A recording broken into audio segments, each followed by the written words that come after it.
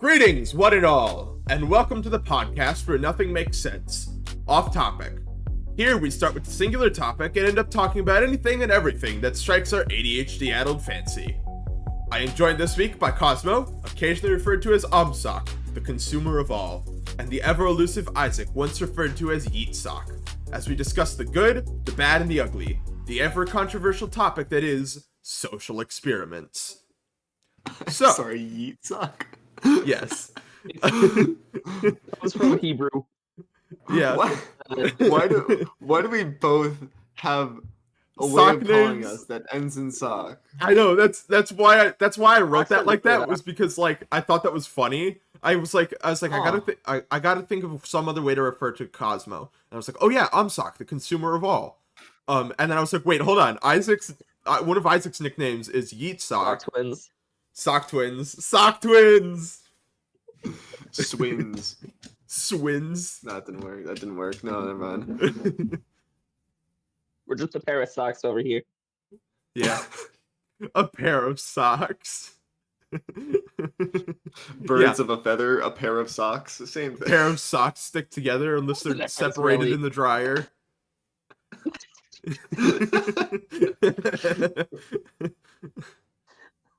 All right, back on topic because we have been recording for We just started. a minute and a half, and we are already off topic. The Great. question I have for the two of you Great. to begin this episode is: did you do any research? Vaguely. No, I meant to. I swear I meant to. I've Yes. watched And I worked a enough. late shift last night, and no. I watched enough 100 players in Minecraft as like videos that I'm fine. All right then. So as I said, we will be talking about social experiments today. I think that can be expanded to any kind of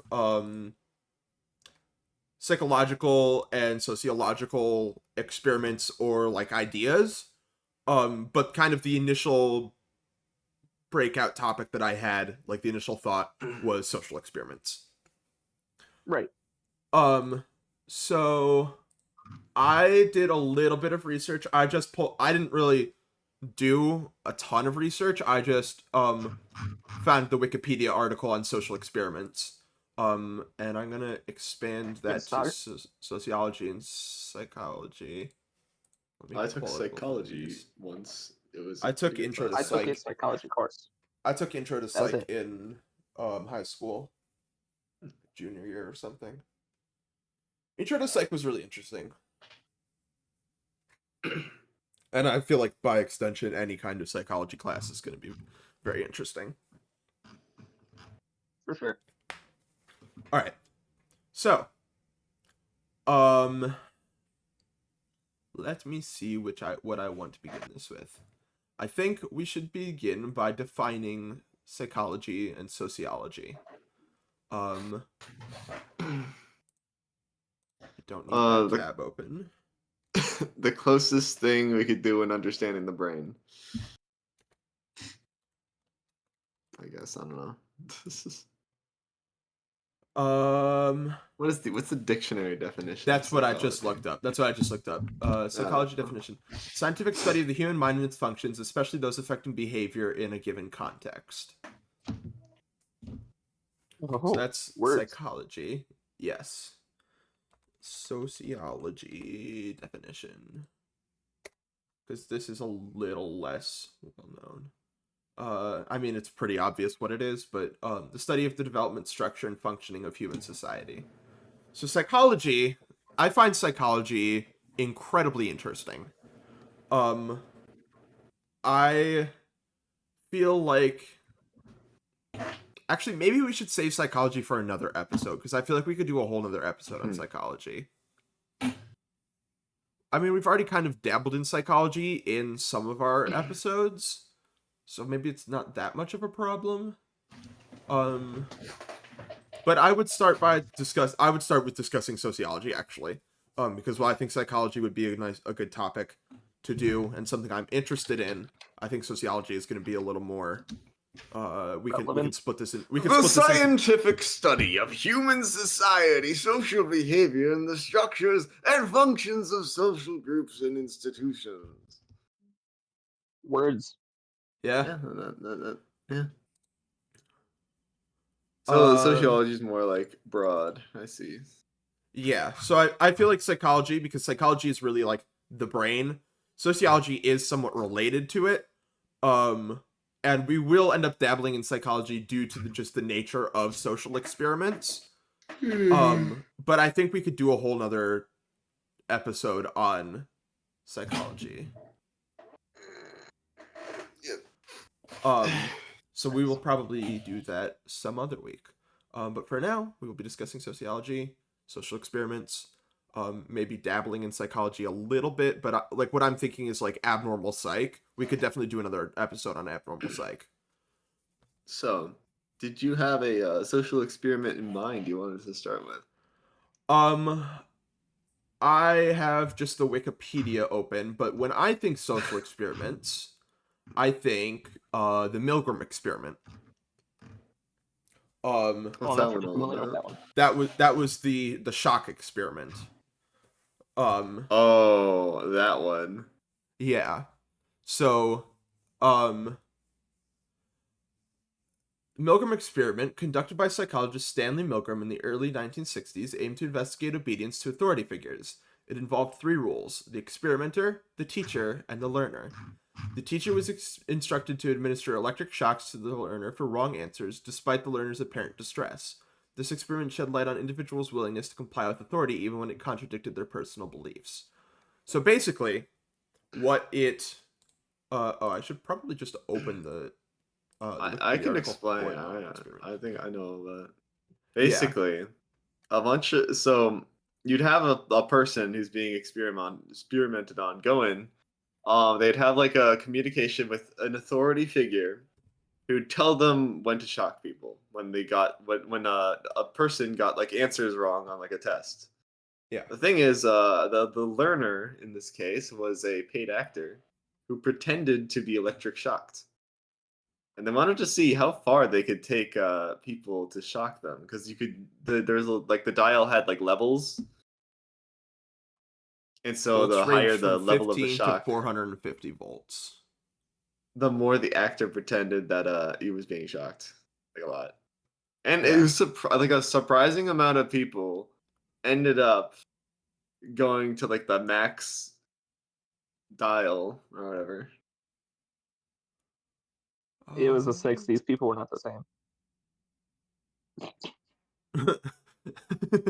Yeah, I feel like that's the thing about a lot of these. Hold on, let me look at the 60s. Halo effect was, that doesn't have a 1920s. Wasn't the purpose of the experiment to like 1950s, determine like guilt after World War II? 70s. Oh, maybe. Because it was like around the time, and like a lot of people claimed that authority made them do it, right? And people thought that was bullshit. But then the experiment's done, right, to figure that out. That would make sense. Yeah, I think that's what I learned in psychology. Yeah, there's a section of this that's applicability to the Holocaust. Yeah. That's why they did it in the first place. Yeah.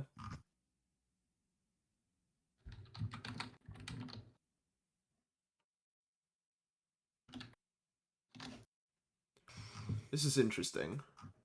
Milgram sparked direct critical response in the scientific community by claiming that a common psychological process is essentially involved in both his laboratory experiments and Nazi Germany events. James Waller, chair of Holocaust and Genocide Studies at Keene State College, formerly chair of Whitford College Psychology Department, argued that Milgram's experiments do not correspond well to the Holocaust events. His points were as follows.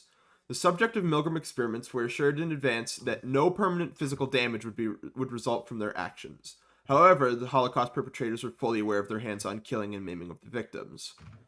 The laboratory subjects themselves did not know that their victims were not motivated by racism, did not know their victims, and were not motivated by racism or other biases. On the other hand, the Holocaust perpetrators displayed an intense devaluation of the victims through a lifetime of personal development. Those serving punishment at the lab were not sadists nor hate mongers, and often exhibited great anguish and conflict in the experiment, unlike the designers and executions of the final solution, who had a clear goal in their hands set beforehand. The experiment lasted for an hour, with no time for the subjects to contemplate the implications of their behavior. Meanwhile, the Holocaust lasted for years, with ample time for a moral assessment of all individuals and organizations involved. So it seems like the experiment didn't prove much. Yes, the experiment didn't prove much. There were a lot of things that could be disproven, but it still did prove something. It did prove something. It proved that in a closed environment, people will, under like the influence of of what is perceived as an authority figure, will go a lot further than they would probably by themselves.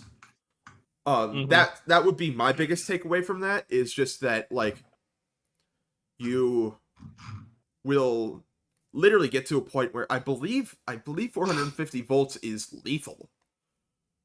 I don't think the average person knows how many volts is lethal. Yeah, that's new information to me. The shock generator included verbal markings varying from slight shock to danger, severe shock. So it did not tell them that it would kill them. But either way, as this person pointed out, the James Waller, who was disproving the idea that this could be connected to the Holocaust, that first point, the subject of milgram experience were assured in advance that no permanent physical damage would result from their actions. That part is, I feel, incredibly important. That they were assured ahead of time, oh, you're not going to end up killing somebody. Yeah. Or even like causing them physical damage long term. Like everyone knew it was temporary, quote unquote. Yeah. So I feel like people kind of blow this, I guess, like, on second thought, people kind of blow this experiment out of the water and or out of proportion and be like, oh, it's such a dangerous thing. Because that's something I didn't realize before, that the people were like, oh, you're not actually going to kill these people. I thought my interpretation initially had been that they would be concerned that they were causing permanent physical harm. But if they were assured that they were not, I mean, I guess to an extent it still does show something, considering the fact that the actors were like playing it up and being like, oh, you're causing me harm, and were acting the part that they were given to act. But I'm just trying to think. I think if I were in that position of the quote unquote teacher, the person who is administering the shocks, I think I would probably have a similar reaction to what most of like the other people did, where it was like I would end up administering a potentially harmful shock, but my rationalization would be, you said this isn't going to cause permanent physical harm to them. I don't know. Maybe I would be like, why are we causing any physical harm to somebody? And be like, no, why are we doing this in the first place? Like, what did the audition process look like for this experiment? Because I feel like there's almost some inherent biases that might have come into play in that, like, if someone knew that the experiment would cause harm to someone, you're going to have a certain type of people. Because, like, if you put out a thing saying, hey, we're doing this experiment about, like, pain and whatever, trying to, like, goad people in, like, that's not something I would sign up for, just because I wouldn't want to cause any pain if it isn't permanent. I don't think they would have told the people who signed up for the experiment, like, what it is. Usually for stuff like that, to keep it, like, especially studying psychology and all, you got to make sure some things are kept secret. But then there's like, were they being paid? Like, were they paid for this experiment? So were they like motivated to do it for that type stuff? That kind of comes into play too. I know a lot of the time, usually, a lot of the time, in modern day they are. Yeah, or like you do it for credit if you're like a psychology student. Yeah, that's true. Well, this says here, like, they knew that they were shocking people. Well, yeah, they knew that, but did they know it beforehand? Is the thing. Like when they signed up for it, because that Yeah, I guess. Yeah, no, I guess that is a fair, like, because that could affect like the whatever the Motivations. Mm-hmm. Like, The did they know kind of beforehand, people. and then what was motivating them to like do the things? yeah. Yeah, I guess I could see that going one of two ways, because, like, as I said, like, my initial thought was, like, I already expressed this, like, if I'm being reassured I'm not causing them physical permanent harm, then, like, sure. But at the same time, there's, like, a second part of me that's like, why are we causing any physical harm to them? Exactly. So, I guess that just kind of shows the duality of man.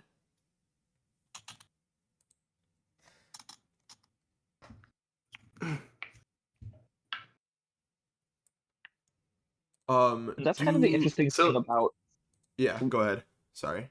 I was just gonna ask you when guys it if you have comes to anything like specific. social experiments like this, there's always going to be that like question, like you never have a completely controlled environment. So that's why these end up being either controversial or just like really fascinating, is because so much of it is just kind of like looking and making generalizations based on how can we gauge this thing by creating an entirely separate situation. Yeah. Yeah, and that's why I had said, like, um, you know, in a controlled environment, as Mm-hmm. opposed to, like, in the case of the Holocaust, there are so many more factors at play there than just Mm-hmm. sitting Absolutely. in a confined room, with a person telling you you're not causing physical harm to them, and, like, oh, they're taking a test, you need to quote unquote punish them. Like, that's the thing about a lot of these experiments, is that they're so much more confined. They're very much in a controlled environment. Um and so they do not have 100% application to the real world. They definitely have give you some insight into the way that society's mind works, like the minds of the Mm-hmm. people. But it is not the end all be all on what everybody is going to do. And I mean, like, even if a majority of people in a closed space would do that, like, I feel like if they had not expressed, oh, you're not going to cause permanent physical harm to this person, I do not think most people would go nearly as far as they had. 100%. I wonder how you would go about doing like studying the same thing today. I mean, obviously, it wouldn't be the same experiment because it's not very ethical at all. Right. Yeah. It's the thing There's about no most of the But social experiments, is they're just super unethical. I mean, to be fair, none of these are later than the 70s, so yeah, they didn't 70s have moment. morals yet. these are all from the 1920s to the 1970s or 1960s or something. Oh, this one's actually from the 1900s moment. 1990s. Ooh. Yeah, I said 1970s, and then I scrolled down and saw Stanford prison experiment, 1971. It's like, yeah, that's Oh the god. 70s.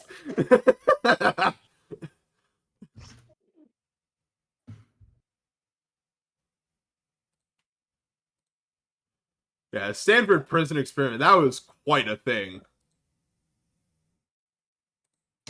Which one was that? Yeah, I also forgot what that was. Because I I know it. remember the I've name. heard it before. I swear. Um, that was the one where, hold on, let me guess remember that Oh, this. that one. Yeah, this was the one where they put people in either prison positions or like prisoner positions or prison guard positions, just to see, like, the dynamic between, like, those There's a bunch of college groups. students. Yeah, and it was a bunch of college students, and the prison guards ended up, like, beating the shit out of the prisoners and just, like, treating them like they were not people just because they Even could. though it was even though it was like they knew it was an They experiment. knew it was an experiment. How let me see. This was supposed to go on for 2 weeks or something like this. and they ended up cutting it down to like 4 days because people were just treating other people like they were nothing. 6 days. Wild. Yeah, that's rough. Society. Yay. Society. Okay, so this, if we want to move on to the Stanford prison experiment right now, the Wikipedia article has a breakdown of every single thing that happened over those 6 days. Oh God. Let's lose faith in humanity a little bit. Yeah. No. All right, here we go. This Oh was God. 1971. Let me just double check. 1971, August 1971. Saturday, August 14th, setup. The small mock prison cells were set up, and the participants who had been assigned a guard role attended an orientation where they were briefed and given uniforms. August 15th, day 1. The participants who had been assigned a prisoner role were mock arrested by the local Palo Alto police at their homes or assigned sites. Potentially not informed they would be arrested. I'm not going to read this whole thing because this is like 12 paragraphs worth of information. Oh, sheesh. I'm just going to arrest involved charging them with armed robbery and burglary. Perform full booking procedures on the prisoners at the police headquarters, which include warning of Miranda rights, fingerprinting, and taking of mug shots. Video documented by a local San Francisco television station. Zimbardo. Okay, let me just double check who Zimbardo is because this keeps mentioning him. Zimbardo, Probably one of the experiment. scientific guys. Yeah. Stanford. Wait. Yes. It was recorded by like an actual television station. Yeah, there are like entire things out there about this, or at least that initial day was. I guess we'll see exactly what keeps going on. Yeah, it's also referred to as the Zimbardo prison experiment. Zimbardo is the scientist that headed this project. I say project loosely. Prisoners were then transported to mock prison cells from the police station, sirens wailing. They were systematically strip searched and given new identities and uniforms. Basic uniforms.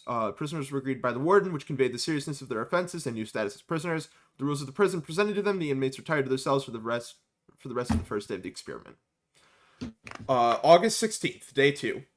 Guards referred to prisoners by their identification numbers and confined them to their small cells. At 2:30, the prisoners rebelled against the guards' wake-up calls of whistles and clanging of batons. Prisoners refused to leave their cells to eat in the yard, ripped off their inmates' number tags, took off their stocking caps, and insulted the guards. In response, guards sprayed fire extinguishers at the prisoners to reassert control. The 3 backup guards were called in to help regain control of the prison. Guards removed all the prisoners' clothes, removed mattresses, and sentenced the main instigators to time in the special detention unit. They attempted to dissuade any further rebellion using psychological warfare. One of the guards said to the other that these are dangerous prisoners. So this was day 2 when things were already falling apart. Okay, but the interesting thing is almost the prisoners who were like instigating things. Yes, Obviously, there was overreaction, but like. The fault is probably on both sides here. Absolutely. Well, I'm just curious if the after Zimbardo received approval from the university to perform the experiment, study participants were recruited using an advertisement in the Help Wanted section of the Palo Alto Times and the Stanford daily newspapers.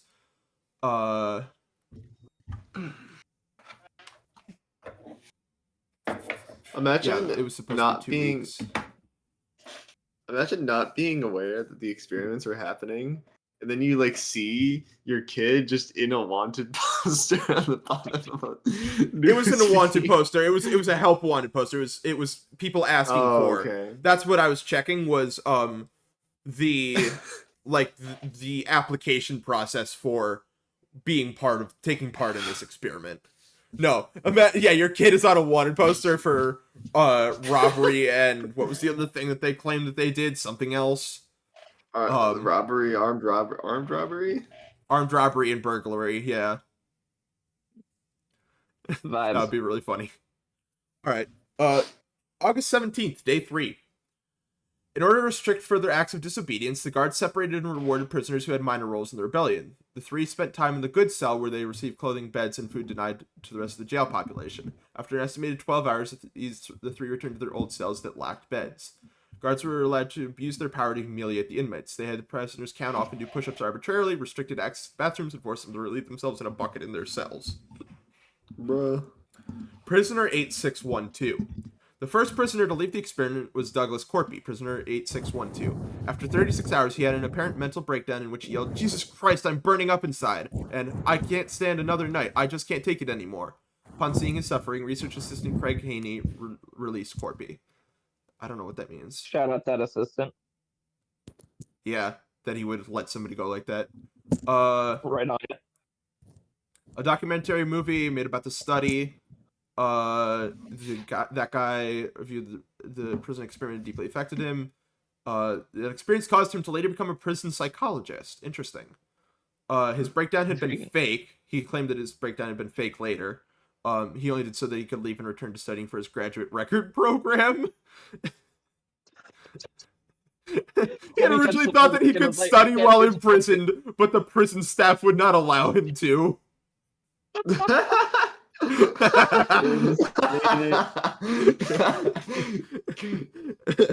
nerd grind set, let's go. Oh my gosh, that's actually really funny. Trooper.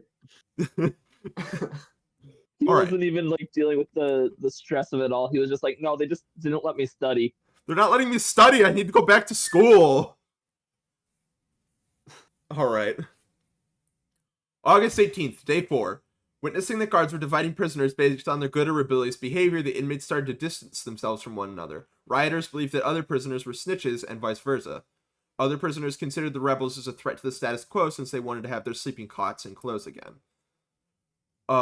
Prisoner 819.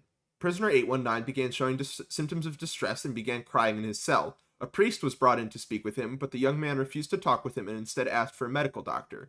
After hearing him cry, Zimbardo reassured him of his actual identity and removed the prisoner.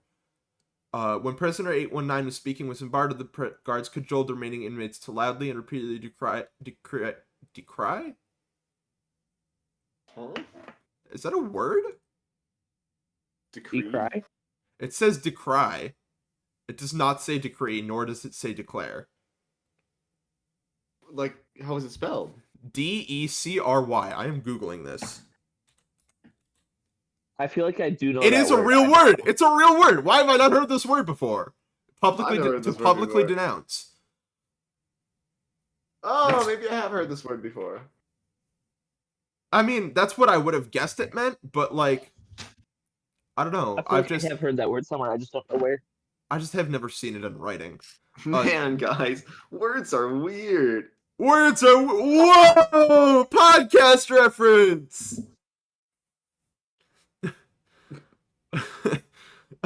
The inmates to loudly and repeatedly decry that 819 did a bad thing.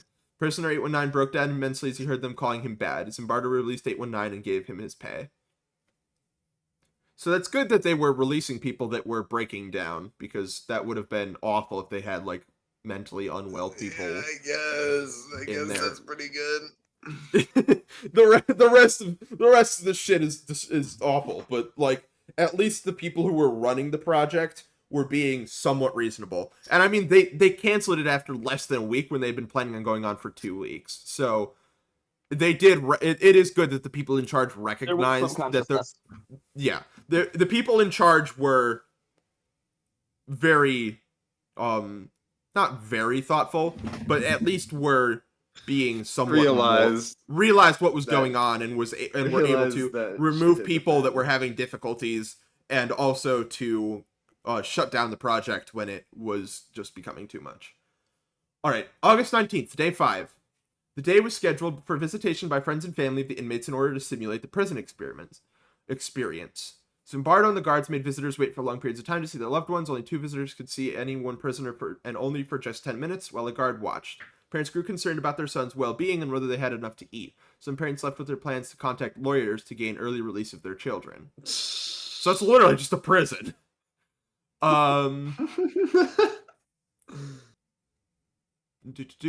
On the same day, Zimbardo's colleague Gordon H. Bauer arrived to check on the experiment and questioned Zimbardo about what the independent variable of the research was.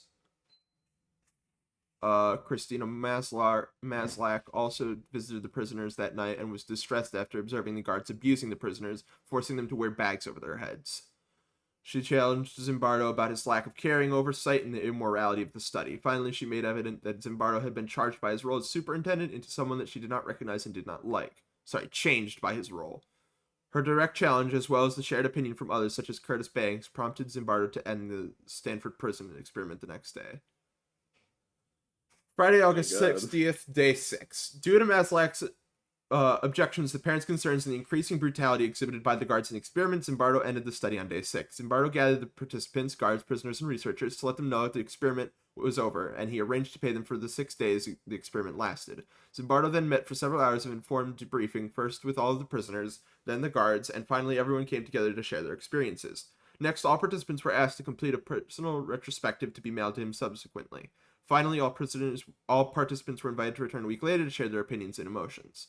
Later, the physical components of the Stanford County Jail were taken down and out of the basement of Jordan Hall, as the cells returned to their usual function as graduate student offices. Zimbardo and his graduate student research team, Craig Haney and Curtis Banks, began compiling multiple sources of data that would be the basis for several articles they soon wrote, both about their experiment and for Zimbardo's later expanded and detailed review of the Stanford prison experiment in the Lucifer effect.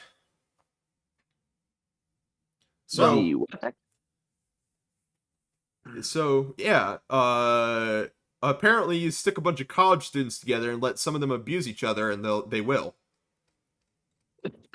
Back in the 70s. How big was the experiment? Like, how many people were involved? 24? Yeah.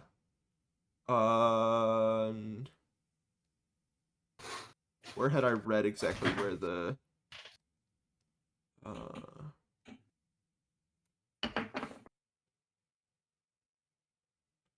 It was 24. I was gonna say I thought it was nine guards and 9 prisoners. No, it was 9 guards plus 3 substitute guards and 9 prisoners plus 3 substitute prisoners. Fascinating. So it was pretty small scale. Yes, it was pretty small scale. 75 people applied, and 24 were selected. Crazy. Yeah. Shit's bonkers. Really makes you wonder about the state of humanity sometimes.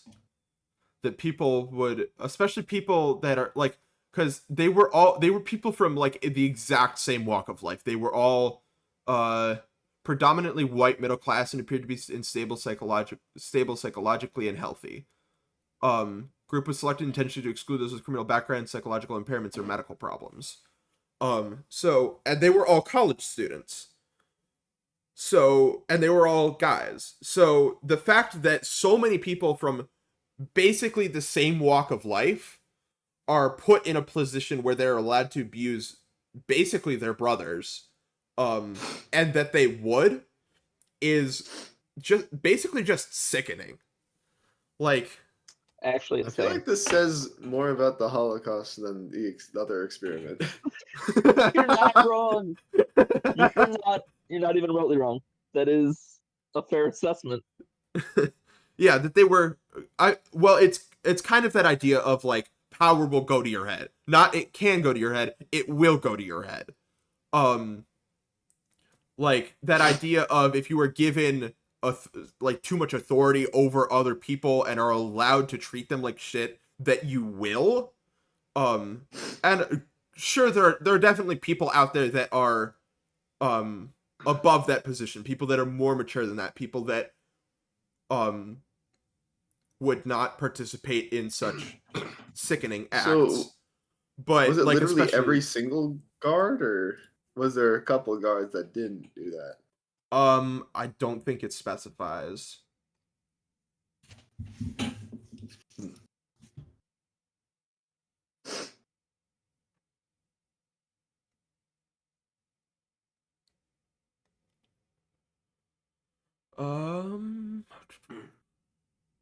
Oh, look, ethical concerns. It often draws comparisons to the Milgram experiment. We just talked about that. Wow.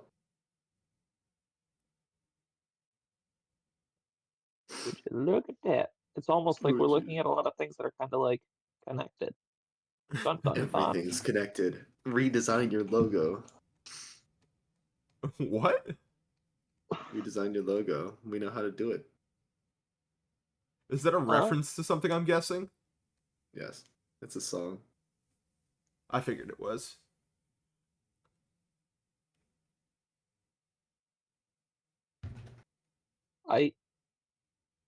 Okay, this is interesting. The researchers had an orientation session for the guards the day before the experiment began, during which the guards were instructed not to harm the prisoners physically or withhold food and drink, but to maintain law and order. I don't think they did either of those things. I don't think they physically, like, beat them, or I don't think it mentioned withholding food and drink, but they withheld bathrooms. They put them in isolation when they really did not deserve it. They caused the prisoners to like fight amongst themselves, like stuff like that. So there was instigation. There was definitely instigation, yeah. So they did more than just maintain the peace, which was what they were instructed to do. They very much were like, just kind of did whatever they wanted.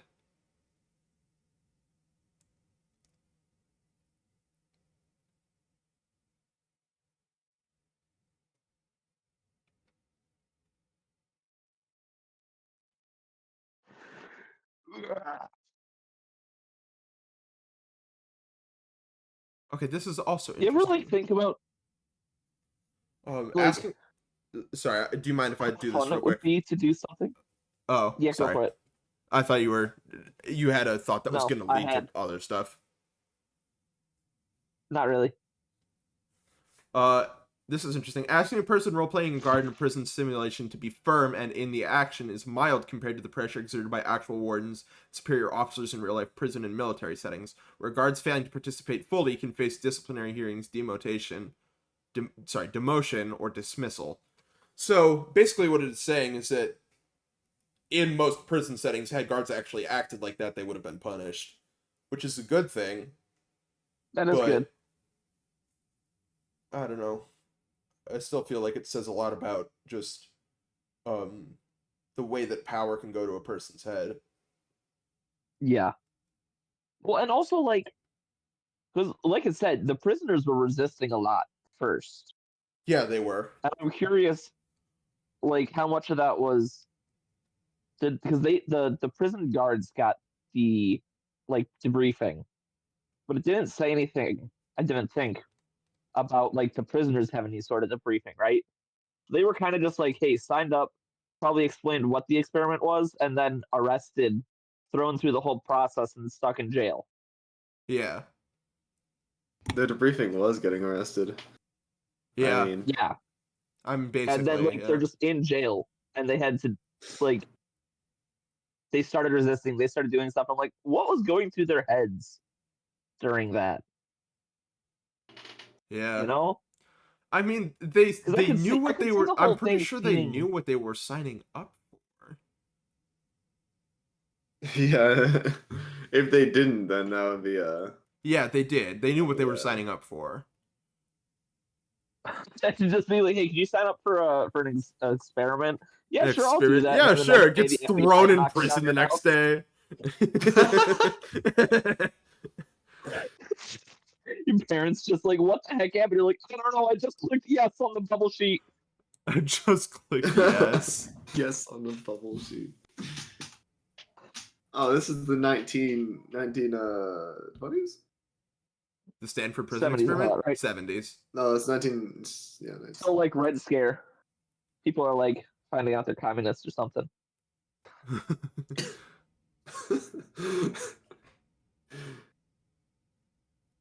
Only a commie would want to participate in an experiment, clearly. Clearly. Obviously.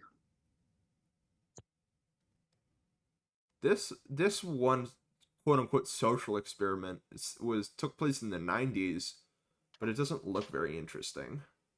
What is life but a big social experiment? Literally though.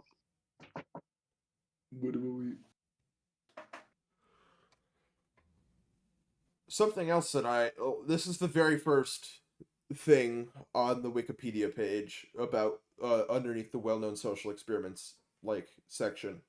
The first thing is bystander apathy, or the bystander effect. Oh yeah. Which is apparently has a social experiment tied to it, which I did not know. Oh, where? Um, Fascinating. but I mean, you guys know what the bystander effect is. Did you know there was like a murder that Yes, happened? totally. There was a murder, and like literally, like tens of people could Yeah. hear it. Yeah, no, But no one called the police. Yeah, that's where this was originated from. Was based on the murder of Kitty Genovese outside her home. The New York Times stated that there were 38 witnesses who either saw or heard the fatal stabbing take place, and not a single person came to her aid. Although this number was proven to be exaggerated, this murder was coined bystander apathy by social psychologist Bibb Latané and John Darley in 1968. Insane.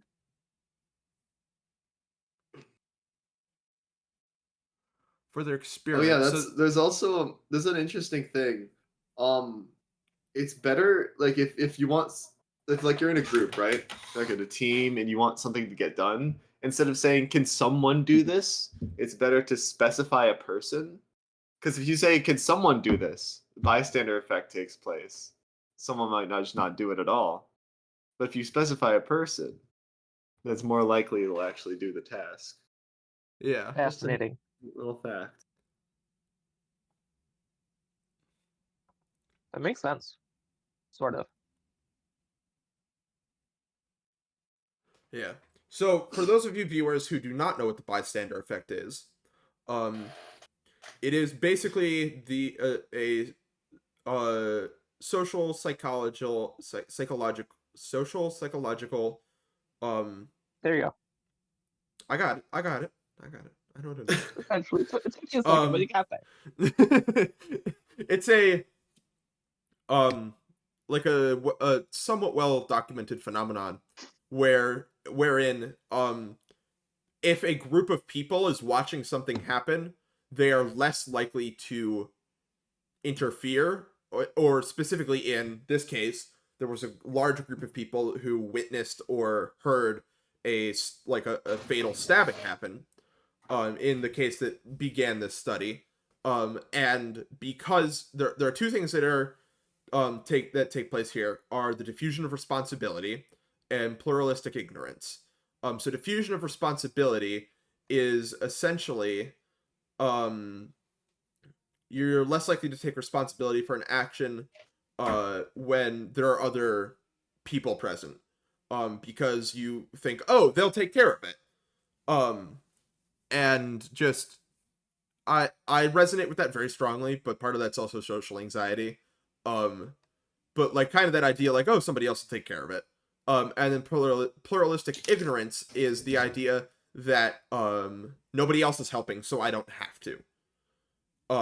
Because clearly it's not urgent enough for people to be helping this other person.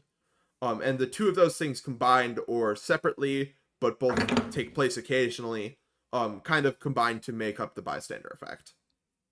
Where when you're in a group and something's happening, no one does it because they're like, oh, someone else will do it. But then no one does it. Yeah. You're like, what are the chances that 49 other people won't do that? Yeah. Well, and also like when 49 other people aren't doing that, you're like, well, if they aren't doing it, then it's not just me who like didn't. Yeah, Like clearly it's not you're not important. solely responsible. Yeah, yeah.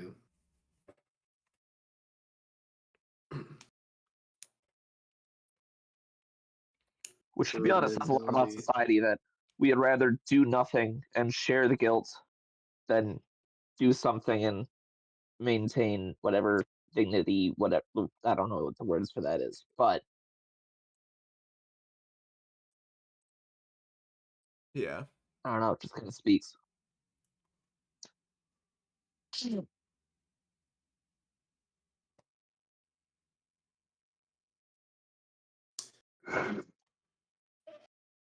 Do you know what's a sort of social experiment?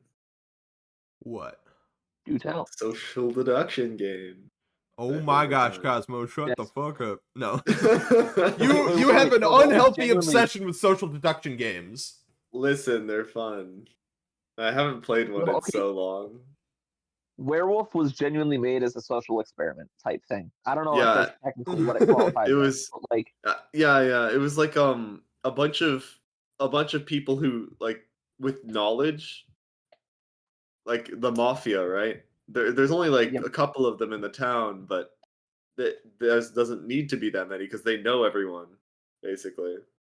But the town, they're all discoordinated. They don't know who to trust, which makes it so it's balanced game, even though one team is much less than the other. well, so the idea behind it was not so much to create balance. It's sort of like Monopoly, where the game was made to like prove capitalism is bad, and everyone really liked capitalism and played Monopoly a lot, and it like went the entire wrong direction. In that the game of Werewolf was designed, there was only two rules. It was like Werewolf Mafia, and then Townsperson. And the idea was that like one or two people with all the knowledge could like control the people without the knowledge. So the ones who Yeah. like didn't know anything could be manipulated by the people who did know things. And then obviously people enjoyed it. And then to balance it, they introduced other things like the doctor, the detective, and then all the other numerous roles. Sorry, I'm thinking from a game design perspective. You're supposed to be thinking Well, from a like, that's social how the experiment social perspective. Ah, A social okay. a social perspective. Cosmo. But there's yeah, I don't know. But like some game design things can also be like, I don't know. So like there's I don't know anymore. So the I don't know if this relates to social experiments though. That doesn't I matter. don't We've know. been Are on you thinking topic. about going off topic? We've been on topic the whole time. Let's have some little off topicism as a treat. Okay. So in a game I like called Blood in the Clock Tower. Oh boy. There's a role. There's like a role. It's on the good team, right? With the majority of people. But it's a very simple role. It's the drunk. They think they're a different role, but they actually have no ability. So they could be like an information role, think they're getting good information, but they're actually getting bullshit. Or like they have a ability that they think they used and they think it failed, but they don't know because they're drunk and that they wouldn't have done anything anyway. And just the one character being there makes it so like anyone, you might think you're an ability, you might think you're doing something, but like there's always the possibility that you're the drunk and you're doing absolutely nothing. Oops, all funny. drunks. And it makes the game like 10 times more interesting just with a possibility in the first place of there being a drunk. I once ran a mafia game. I called it Clueless Mafia because literally no one knew anything. It was in a Discord server, so there was a bunch of people in this server. Not everyone played every time. So the first thing was that no one knew who was actually playing. I gave everyone like all the spectators and all the playing roles, a playing like role, so that it looked like they were all the same. Everyone had access to the channel. No one knew what their role was. They just like the only rules they knew was that they couldn't target themselves and they had to target someone every night. So they had no clue who was dead. They had no clue who was voted out. They had like all votes were private, everything. And the interesting thing about it was it ended up sort of playing out like a social experiment because like there were clues.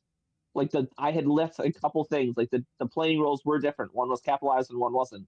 And then there was like, well, you could do certain things and there would be some like descriptions that would have like clues and stuff.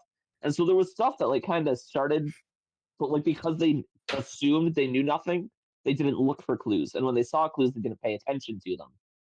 And so like it was really interesting to watch and really painful because oh my gosh, they didn't even understand the strategy behind it. I'm just sitting there like, guys, I know everything, but like at the very least, could you all stop voting the same person every day? Like at some point, you should realize you're not going to win if you're just voting out the dead people. Okay, And I'm actually drove me nuts, but you go. I've had a very, very similar experience. Occasionally I'd run games called Oops All Amnesiacs where no one knows what their actual role is. They know what their alignment is, and that's basically it. So it's like instead of knowing what roles are in play, you don't know what roles are in play. You don't even know what your own role is. All you can do Right. is ask a question every day, a yes or no question about your own role. And that's how you figure out your role over time, what your ability is. And so I'm like at least the first one I did, I tried to balance it correctly, but when you're actually in the game, a lot of people don't notice the things that you think they would. They kind of Yep. discard all the clues. And it's really painful to watch. Yeah. Especially because like you can't tell. You're like, is this actually a bad clue, or are they just stupid? Like, Or like, are does they it just seem stupid? obvious You because I know, know.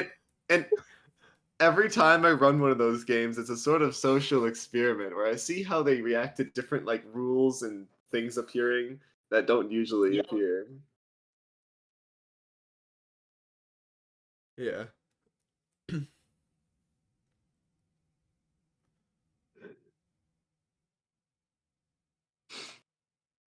All right, time to get back But it's on very fun. topic. Time to get back on topic. That was totally on topic there. Right. Yeah. All right. I have a couple more things here I could mention, but I don't feel like they are 100% necessary. Do either of you two have specific like social experiment-esque things that you had something you wanted to talk about? Let me think. What experiments did we talk about in psychology? We did talk about all the ones I think that we've gone over. There's got to Yeah. be another one I gotta think of. I guess there's the boba doll experiment. Yep, that's what I'm looking at right now, the Bobo doll experiment and the Stanford marshmallow experiment. The marshmallow is the one that I knew of.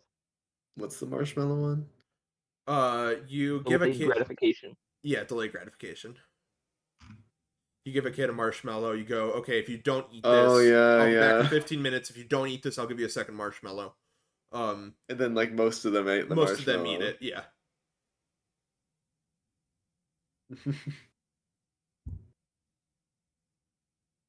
um. Yeah. What the hell is this last sentence? In follow-up studies, the researchers found that the children who were able to wait wait longer for the preferred rewards tended to have better life outcomes as measured by SAT scores, educational attainment. Those two make sense. But then body mass indexes and other life measures. Why are we measuring how well people are doing in life based on their body mass index? What? Is exercise healthy body? Yeah, I guess maybe that's maybe fair, but at the same time, why are be we judging people's lives based on their BMI? Like, somebody can be fat and still be like mentally acute. Well, yeah, but like, there's a lot to be said for physical health correlating to mental health. That's So like, fair. there is something to be. I'd say that's valid, especially when you're looking at like delayed gratification. How many people are like affected physically by the ability to delay? Like, oh, if I wait for this thing, it will be better type stuff. I'd say that's like yeah. a valid spot to try to It's check like that. more likely that you're like, oh, I could eat this slice of cake here, but then that would be bad in the future. Exactly. I Like, obviously yeah. not something you No, should solely measure, but in correlation with everything else. yeah, I understand that, and I guess I kind of blew that out of proportion. But like, just it feels weird being like, SAT scores, educational attainment, body mass index. Absolutely. It's a little out of the blue. It's like, hold on, We're what are Riverdale. we even talking about, bro?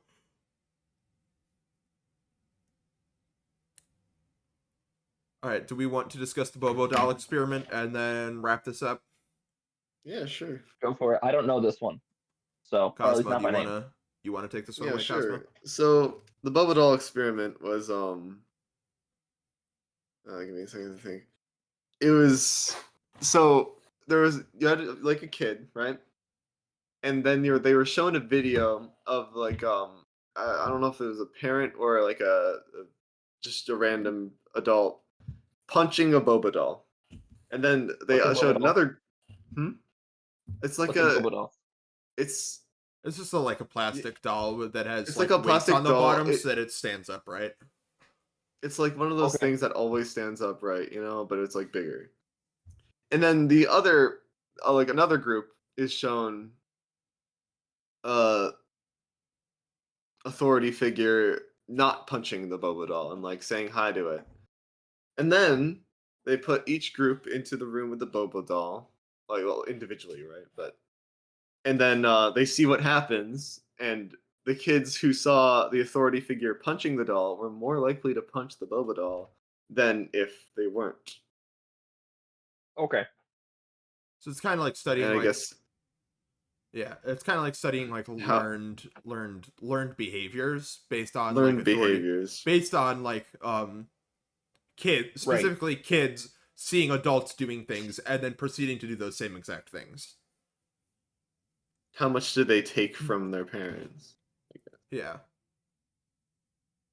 I think they're trying to test like a nature versus nurture kind of experiment.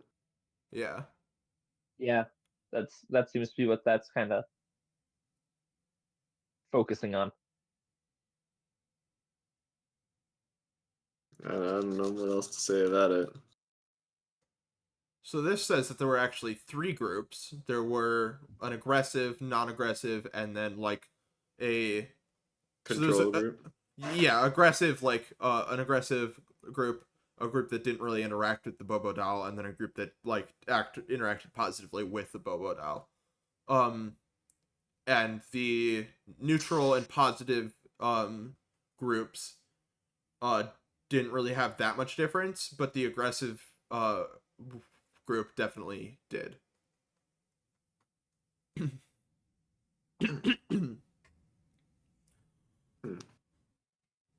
That does remind me of one other experiment, because that was pretty. It was like it was testing select like learning. What is it called? Like it's like it's basically they had like a baby, I think, right? Mm-hmm. And they had a mouse, and they put them in the same room, and the I know which baby one like you're talking interacted about. with the mouse, Yeah. and not much happened. But then they had it so every time the baby went to pet the mouse, that they would bang like a loud noise and scare the baby. Every time the baby pet the mouse. And then they stopped doing that. But even after, the baby just avoided the mouse, even though there was no like loud noise anymore. And I believe it also expanded to anything that looked like a mouse as well. Like the Oh mouse. yeah. The baby started being scared of like bunnies and teddy bears, I think. Yeah. That's like tragic. I know It's not is. a very it's pretty obviously Imagine not a going up very and ethical like experiment. as a college student or something, having to explain to people why you're scared of teddy bears. Like, yeah, when I was younger, I They had a did. mouse I was part that of a like, made a social lot of experiment noise. when I was little. I don't know if they're I don't know what happened to that kid after. Probably somewhere. Forgot what the experiment They're was called. So properly like compensated. 1900s. At the very least, pay for the college or something. Probably not. Probably not. No, they probably give him a lollipop and called it a day.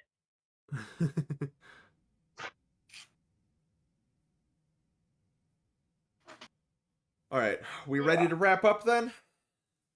Let's do it. All right. Isaac, how do you feel about hosting next? I can do it. All right. Take it away for the outro. Next time on Off Topic, join us to hear us talk about things that are not on topic. Tune out, make sure you subscribe, like, whatever, do all the things, And we'll Put a see you comment on down the flip below. side. Yeah, all the things. Yeah. Ooh.